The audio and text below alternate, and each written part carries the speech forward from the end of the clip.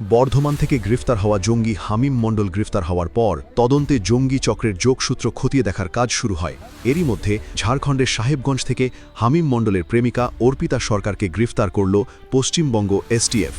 তদন্তকারীদের দাবি, অর্পিতাও ওই জঙ্গি মডিউলের সক্রিয় সদস্য ছিলেন। আজই অর্পিতাকে বর্ধমান থানায় নিয়ে আসা হবে। এরপর আদালতে পেশ করে তাকে নিজেদের হেফাজতে নেওয়ার আবেদন জানাবে এসটিএফ, যাতে জঙ্গি চক্রের কার্যকলাপ এবং অন্যান্য সম্ভাব্য যোগসূত্র সম্পর্কে বিস্তারিত জিজ্ঞাসাবাদ করা যায়। হামিম মণ্ডলকে গ্রেফতারের পর এবার অর্পিতা সরকারকে গ্রেফতারকে ঘিরে জঙ্গি চক্রের তদন্তে নতুন মাত্রা যোগ হয়েছে। এসটিএফের জিজ্ঞাসাবাদে এই মামলায় আরও কী তথ্য সামনে আসে সেদিকেই নজর রাজ্যবাসীর। Bureau report, news Bengal today.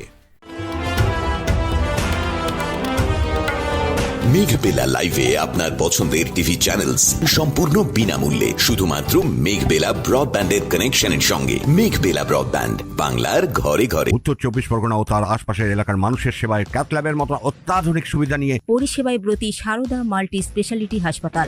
একই ছাদের তলায় মানুষ সাধারণ চিকিৎসা থেকে শুরু করে 24 ঘন্টা ক্যাথল্যাব, এমআরআই, সিটি স্ক্যান, এনআইসিউর মতো সুবিধা এবার থেকে পেয়ে যাবেন সারদা মাল্টি স্পেশালিটি হাসপাতালে। প্রয়োজনে যোগাযোগ করুন 033-2592-0730, 2593-0730, 2593-3562 ও 9331275635 নম্বরে। আমাদের ঠিকানা Royal Park, Kalyani Expressway, Barrackpore, Kolkata 7,121,000। Sarada Multi Speciality হাসপাতাল, পরিষেবাই হোক আমাদের মূল লক্ষ্য।